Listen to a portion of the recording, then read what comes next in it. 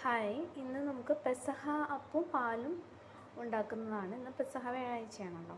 ഞാൻ ഓൾറെഡി പെസഹ അപ്പവും പാലും ഞാൻ ഉണ്ടാക്കിയിട്ടുണ്ട്. ഞാനപ്പോൾ ഇതിൻ്റെ റെസിപ്പി ഈ വീഡിയോയിലൂടെ പറഞ്ഞു തരാം. ഇതാണ് പാല്, പെസഹ പാല്. അപ്പോൾ പെസഹ അപ്പത്തിന് ആവശ്യമായിട്ടുള്ളത് 1 ഗ്ലാസ് അരിപ്പൊടി. ഞാനിപ്പോൾ എടുത്തിരിക്കുന്നത് 3 അപ്പമാണ് ഞാൻ ചുട്ടിരിക്കുന്നത്. അപ്പോൾ നമുക്ക് വളരെ കുറച്ച് മതിയാവും. അപ്പോൾ ഞാൻ 1 ഗ്ലാസ് അരിപ്പൊടിയാണ് എടുത്തത്.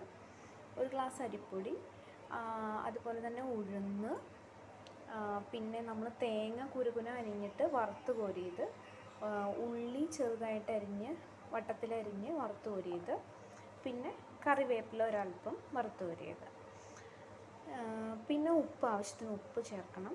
പിന്നെ തേങ്ങ ചിരണ്ടി എടുത്ത് തേങ്ങ വേണം. ഇത്രയാണ് വേണ്ട ഇൻഗ്രീഡിയൻസ്.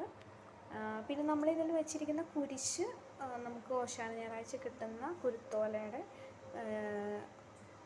ഓല കട്ട് ചെയ്തിട്ടുള്ള കുരിശാണ് ഇതിൽ വെച്ചേക്കുന്നത്. അപ്പോൾ ആദ്യം നമ്മൾ ഉഴുന്ന് വറുത്ത് പൊടിച്ചെടുക്കണം. അതുപോലെ തന്നെ തേങ്ങയും കുരുനാന്നരിഞ്ഞ് വറുത്ത് കോരിയെടുക്കണം. പിന്നെ ജീരകം വേണം.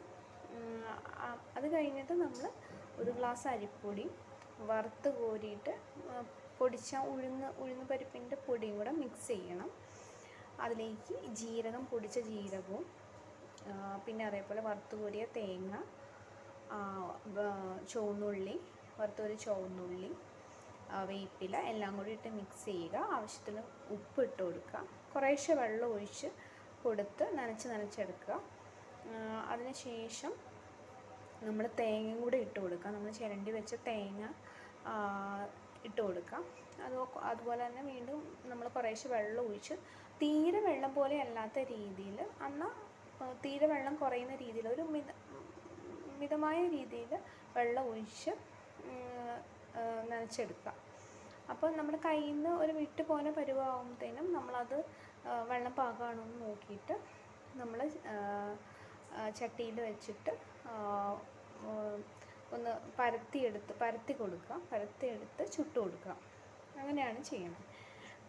ഇത് സാധാരണ അടുപ്പത്തൊക്കെ വെച്ച് ചുട്ടാണ് എടുക്കണത്. അപ്പോൾ നമ്മൾ ഗ്യാസിൽ പാനിൽ വെച്ചാണ് ചുട്ടെടുത്തിട്ടുള്ളത്. എന്നിട്ട് നമ്മളത് വട്ടത്തിൽ പരത്തി കൊടുത്തിട്ട് നമ്മൾ കുരുത്തോല കട്ട് ചെയ്ത് കുരിശാകൃതിയിൽ നടുക്ക് വെച്ച് കൊടുത്തിട്ട് മീഡിയം ഫ്ലെയിമിൽ വേവിച്ചെടുക്കുക. അങ്ങനെ 2 സൈഡ് മറിച്ചിട്ട് വേവിച്ചിട്ട് കൊടുത്തിട്ടാണ് നമ്മൾ എടുക്കേണ്ടത്. ഇതാണ് കലത്തപ്പത്തിൻ്റെ റെസിപ്പി.